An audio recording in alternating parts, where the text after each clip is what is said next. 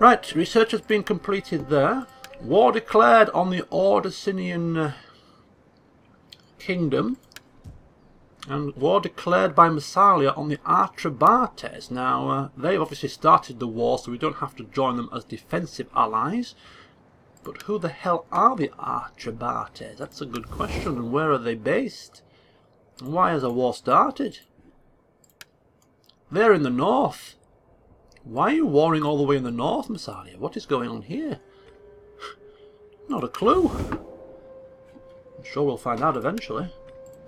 The Nervi, some random faction in long-distant lands, has been destroyed. We have more buildings constructed, which shoots our income up to 6,700 per turn, but the food supplies plummet to 39. So now we're getting towards 20 again. We're just going to have a little bit of care about what we build and when we build it. Tribal Confederation. The British Confederation. Indeed, we'll have to take a look at that. And Heracina, the unhappy populace. Yes, unhappy populace indeed, but it's increasing at plus 14 per turn, which is good. That's only because of the presence of this army. And we have encountered a new faction. So we'll have to take a look at them and see if we can trade with them. The Nasamones. They are red-faced and they can't trade. Okay, that's fine. Speaking of factions, let's just take a quick look up here and see what the hell the British Confederation is all about. Seems to be something to do with Ireland. Maybe there were another couple of factions in here that have merged. But it doesn't seem to involve these two. In fact, they hate these two. Right, okay. Just moving on swiftly. The Dagger of Rome. Come on down! Time is right. Come to Rome, the home of all that is marvellous. The home of technology, military advancements, wine, song and dance. We can only dream, right? And he moves down 2. So, what's that? 1, 2, 3 more turns and we're good to go? Well, good to go, I say we're good to go. We're good to start thinking about reorganizing the troops. So, we need a new technology. These guys are reaching in about 3 turns' time. We want to give a reshuffle to the armies. I think before we march on to Massailia's lands, it might be time to bring forth the military reforms. And to do that, all we need to do is click on this. 4 turns for cohort organisation, and we get to build a cohort barracks, and we can unlock the recruitment of legionaries, which replace Hastati and Principes, and veteran legionaries, which replace Triarii. So it's like a Marian reform type situation. So now would be a good time to have that researched, I think. So that once we go onto Africa's lands, we not only have potentially new siege equipment, but we have new units to play with as well, marking the start of maybe a new era in the campaign, the second stage, perhaps, of the campaign itself. Converting these armies across to legionaries is going to cost a fair bit of money, so we're going to now save our money up rather than spending it on building work for the time being, so we don't have to worry about building for now. Right. No upgrades to do. Everything seems to be fine here. Trade. Still trying to find trade with the Anates. They're not interested. I could really do with keeping these guys on side. But they're a little bit in the red with us, as you can see. Not exactly best of buddies. If we can get a flapping tongue that speaks without wisdom is not welcome. Be like a spear and have a point. We could give them some. We could like donate some cash to them to raise opinion. I wonder if that works. I welcome you, worthy speaker. Offer a gift. I listen because your people are known to have honor. I'm not that desperate for their services. Bloody hell, I'm Rome. I don't pay people for happiness. If they don't like us, we'll just crush them into the dust in the future, that's all. Yeah, but that's what we must do. If you give them money for nothing, it must raise opinion. These guys dissolved trade with us a long time ago, but greetings. Now they want to trade again. That's not I am sure bad. that your wares will find a home somewhere, but not with us. Who are they at war with? Are they at war with them? They're actually friends with some of our friends, you know. It wouldn't be too bad if we could get a non-aggression pact with these guys. And they're friends with the North as well. These two are quite friendly with each other, which is kind of weird. You thought they would be locking horns to battle for supremacy, but no. Right, so non-aggression pact then. No? A man is just. Okay. We'll have to work on this. It would be beneficial for us to be trading with these people now. So we'll work on that. And these are all red-faced. We don't want to trade with them. They're red-faced because they're enemies with our friends, and if we trade with them, it'll ruin in relationships with our friends. So we need to stay away from those. Okay. Good, good, good. Nothing seems to have changed too much. Bassus is 54. 54. 5 years, 10 terms. He could feasibly capture a couple of lands in Africa before he retires. I wonder if the bug has got him. You know, in the back of his mind, he's thinking maybe I'm not past it yet. Maybe. But then who's going to take over his army? There's no one left. Every general in every house has an army or a fleet to speak of. Just who is going to take his place?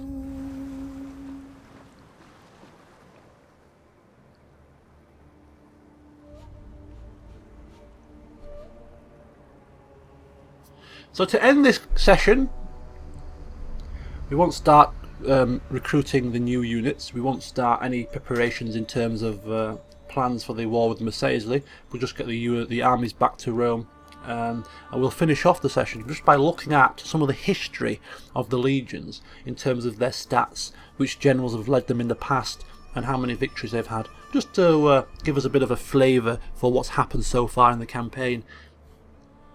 That'll be in a couple of turns' time by the looks of it. Right, construction complete. Faction joins the war. Another petty faction has been destroyed, and Subia is now only a troubled populace. We are going up all the time. It's good to see. And the cash is ever increasing. We're going to build up a nice reserve of cash here, so that we can build what we need to build and recruit what we need to recruit. We can just throw money around. We can throw money in the air and bathe in it like a shower of money. We can do. Well, there's no notes. There's no notes in them days. It'd be coins. It'd be quite painful, I imagine, throwing coins up in the air and getting under them. But you get the picture. We bathe in it. We bathe in the coins. We are rich beyond our wildest dreams. Look at that. Bassus almost beating him there. Is that all? Right, they've moved south. We're not going to build anything, so not have to worry about that. Nobody's upgraded. And is she still alive? Is Postumia still with us? She's clinging to life. God bless the child. God bless her. She's off. 62. She's still with us. Clinging on. I'm not going to die. I've had a long life and I intend to live longer. Right, +6 to public order, that's good. Was it down here? Yeah, we can just about afford to increase this one. It's actually up to +7, which is nice. So this one we'll focus purely on public order. So that's +4 to public. Which one has the highest public order bonus? +4 is the one I've seen so far, which is Sacred Grove. +3, but that's wealth as well. We have some wine trade and some amphora kilns, so we do have some wealth coming into this province. So increasing wealth from all sources would be a bonus too. So we'll go for a Mercury shrine there. Okay, that's good. So that's the only building that I'm going to do this turn. Excuse me. Oh God. Medlan. We have a Messalian hero here. I don't expect him to do anything shady. They're our defensive allies, so we don't have to worry about them too much. And everything else seems to be going rather swimmingly. I really hate ending the turn so quick. I always feel like I'm forgetting to do something. You know, if you end the turn after like 30 seconds to a minute of doing things, you think, well, I must have missed something. Surely turns need to take 5 minutes at peace. You need to take your time. It feels like I'm rushing on through, but I'm not. It's just a case of there's nothing to do really. We're just at this sort of finely balanced peacetime, which is nice, I suppose. I know it's called total war, not total peace, but it's nice to have a bit of a break from the warfare. Gives you time to build up your cities and build up your armies and prepare for the next war, which will only be round the corner. Postuma Scapula, not content to clutch to life with both hands, but she has to increase in rank at the same time. Ah, dear. You just love it, don't you? Adoption! They are trying to get rid of our money. It seems every time you build up a pool of money, the game throws an event at you to keep your money down. So we can adopt Sextus Sentius Cursor, who is the defender of Italy. Or we can stop the adoption at the cost of a massive amount of gold. Wow, this is quite a tough decision because gameplay wise I would happily let him go across. I mean, I don't think he's massively important to our Senate influence at this moment in time, and I could really do with the cash. But if you think about it logically, 6,000 is only 1 turn's worth of income, so it's not major. And do you think Bassus will allow another one of his brothers in arms to move across to another faction after we lost the first one? I don't think he would. So yeah, we're going to stop the adoption and waste some cash. Right, the population increases there. Construction reports are good. Population surplus in Cisalpina and Italia, so we need to have a look at those provinces in the future. And Sextus Sentius Cursor becomes a poor disciplinarian. So we keep him in the family, and he repays us by becoming crap. Crappy traits, -2 to authority. He's a man who is Sentius Cursor anyway? Is he the leader of the Dagger of Rome? Because we could really do with replacing him if he's going down in the dumps. He is. His authority is still pretty high though. Okay. Right. If we have a look at his traits here, can we see his traits? He's a procrastinator, so construction costs increase slightly, which is a bad trait. He's a poor disciplinarian, another bad trait. -2 to authority, -10% morale during battles in foreign territory. That's actually quite a massive debuff.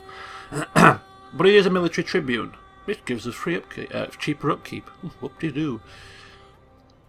So what is this? Morale. So we could do with a morale buff here to counteract that. So we better do that now whilst I remember. Try and counteract the morale buff. Plus 10% morale for cavalry. 5% morale for cavalry. Wealth, authority, security, public order, armor. Morale. 5% morale for all units. So that should cancel that a little bit. But yeah. What a nice way to pay us back for keeping our faith in you, eh? Right, take him out of force march. And plonk him, for now, in Rome. I want hourly patrols. Sentius Cursor. We can promote him. But I'm not going to promote him. He's a poor man. I'm not going to promote him. A man that procrastinates. A man that is a poor disciplinarian. Seems like a slap in the face to promote that man. Right. Bassus. Welcome home, brother. Welcome home. Can he go in Rome as well? No, I don't think he can. But he can sit outside Rome. For now. In fact, you sit outside Rome. And allow Bassus to return to his brothers in arms, his friends, his family, his supporters, and enjoy his promotion. 4,000. Temple construction costs will decrease, which isn't really a massive buff at all, but it's the honour of having him have the title of Aedilis. It's the increase to gravitas that such a high position brings. We can promote him to Praetor. Maybe in the next turn. He's flying through the ranks. You thought Scipio was Rome's greatest general? Well, I think we have another candidate now. Not only is he a good general, but he seems to be a good politician too. Flying up there. Right, so our armies are in position. Our funds have been decreased slightly due to politics and events, but everything else we're happy with. So to finish today's session, as I said, we're going to just take a quick look at the armies and get a flavour for some of the history. First of all, we'll start down here with Legio Patria. So if we go to the details screen, founded in 259. I cannot recall what order these were recruited in. 259, that was 259, bear with me. 259. 274, that was built, this was one of the earlier ones.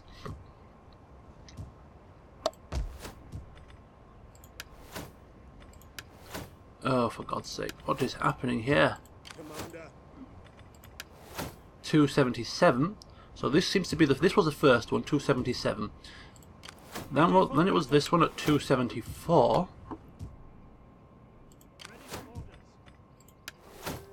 257. Petestus was next. 257. And 259 first, and 257. So there we go. So we'll go in order of oldest to youngest. So the oldest one being Legio Sanguine, in service, founded in Rome, founded by our former leader Libo, who died in battle by running into spears. 41 years of service. Quite a bit of time. They've done their honours, they've done their duties. He had 7 commanders. Libo was the first, who had 8 years of service, 3 victories, 0 defeats. Bassus had a 5-year stint, 5 victories in 5 years. His first stint was obviously a successful one. Sornatius Flavus, 2 years, a short stint with no battles to speak of. Bassus returned for a short stint, nothing to speak of. Of course, this was a time when he was warring with Scipio, and he was he was wounded a couple of times after almost being assassinated. Then Scipio took over in his place, 3 years of service, 3 victories. Flavus came back for a longer 8-year stint with 4 victories, no defeats. And then Bassus returns home to the Sanguine army. 14 years stellar service, 7 victories, 0 defeats, taking to a total of 12 victories. He's Legio Sanguine's most prolific general. 22 battles, 22 victories, 0 defeats. So that is Legio Sanguine, the Premier Legion of Rome. Moving on to the Dagger, which was the next army that was recruited. The Second Legion, if you like. Founded in 274 by Scipio. We all remember him, don't we? 38 years of service. 4 commanders, not quite as a rocky ride as Legio Sanguine. It seems commanders fought hammer and nail to get control of that army, but this one only having 4 commanders. Scipio, 12 years and 3 victories. Time of peace, a time of procrastination maybe. In the earlier days he was down south in southern Italy, just defending there and waiting for his chance to strike. Papyrus Cursor took over for 6 years, 3 victories he got. And then Scipio returned for a longer stint of 12 years where he got 6 victories. So 6 victories, followed by 3, so 9 victories total there. Sextus Sentius Cursor, 4 victories in 8 years. 16 battles, 16 victories, 0 defeats. So an army of, again, some stellar performance. They've done their service indeed to Rome, and as some of their veteran troops, now that they have returned to Rome, might just find themselves retiring, and some fresh recruits coming in, keeping the army rotated, keeping their spirits up, and preparing for the next journey. Right, what was next on the list? Was it this one? 257? No, it wasn't that one. That was the last one. 259 is this one here. Oh, these British ships. So Legio Patrium, founded in 259 by Bassus. So Bassus created this one, but he hasn't really taken much interest in it. 23 years service, still a long time. Only had 2 commanders. Bassus formed it, but didn't fight with it, it looks like. And then Saturnius took over for the conquest of Carthage. 18 years service, 4 victories. And the rest of the time he just spent keeping an eye over Carthago, ensuring that nobody attacks and that the populace remain in check. So only 4 battles fought, but 4 victories. And as you can see, decisive victory against Carthage, decisive victory against Carthage, decisive victory against Carthage, decisive victory against rebels. So it was the army that was predominantly used for the war with Carthage there. So good stuff. Moving up to this one, Legio Potestas, the 4th Legion, founded in 257 by Sextus Sentius Cursor. 21 years service, only 2 commanders. Sextus himself had 3 victories over a period of 8 years. Sornatius Flavus, with 13 years service without a battle. 3 victories, 0 defeats. These were used against Syracuse, then against Carthage, then against Carthage, so these guys assisted with Carthage as well. And then after that they were shunted north to protect our northern borders, which is where they've remained ever since. And of course, the final legion, the 5th legion to be recruited, the youngest legion, the baby legion, Defensoras Germanica. In fact, we of course can upgrade Scapula, it makes no difference, she's going to die soon anyway. But this army, founded in 244, it's only had 8 years service, it's had 1 commander, Appius Calvus Vicenius, 8 years service, 2 victories, and those victories were against German rebels and Rugi rebels. They are defenders, and therefore they are defending against rebellions and against any future attack.